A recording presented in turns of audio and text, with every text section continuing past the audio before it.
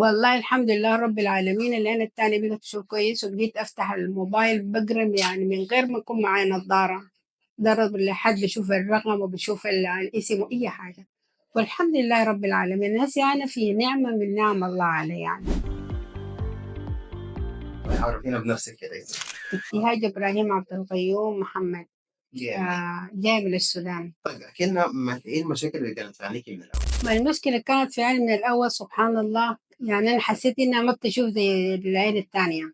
فقمت مشيت الدكتور فقام الدكتور فقال لي العملية دي فيها موية بيضاء، عايزة يعني العملية عشان يشيل الموية البيضاء. فمشيت فيه، لكن عملوا العملية. فلما عمل العملية قال إنه العين فيها، لقوا الموية متحجرة، فما قدروا يشيلوها بالليزر، دخلوا جراحة. بعد الجراحة فقام الدكتور قال يعني أنا بس ما قدرت أركب عدسة لأنه ما عارف يعني كانت العملية شوية صعبة. بس بدأت المشاكل من هناك، فطوالي العين تعبانة، العين محمرة، العين مدمعة. وكل يوم أمشي وتعالي وأمشي وتعالي وغيروا في القطرات. لما مشيت برضو قالوا القرنية عايزة نظافة، لازم نعمل عملية تانية.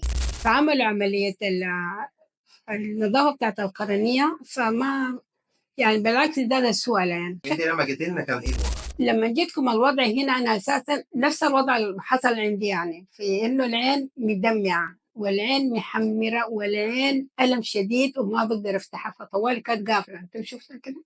عملنا ايه لك؟ المهم يلا قامت أختي قالت لي شوفي لك دكتور بتاع قرنية في مصر هنا.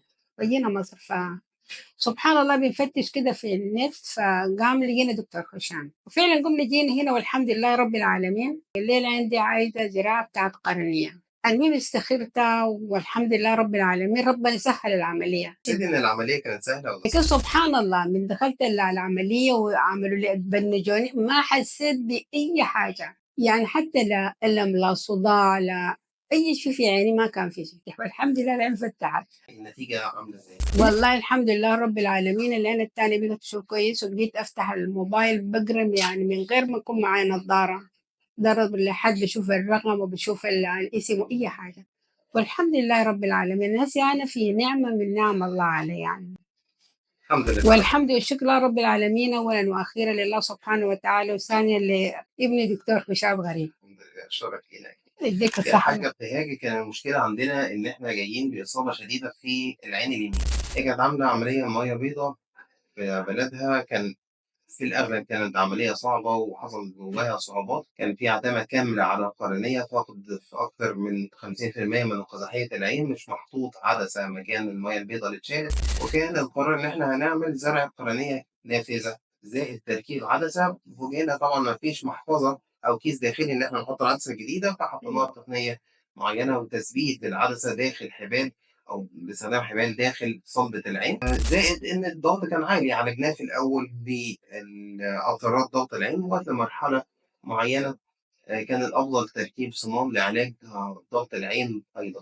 الحمد لله بعد فترة من الإجراءات دي إحنا دلوقتي بنشوف العلامات، عينينا هادية مريحة، القرنية شفافة تماما، العدسة متوصلة في مكانها، الصمام شغال، الضغط ممتاز من غير قطرات ضغط العين. وبقول لها الحمد لله على السلامة. الله يسلمك يا دكتور، ربنا يقويك ويديك الصحة والعافية ويزيدك نور في عيونك يا الله.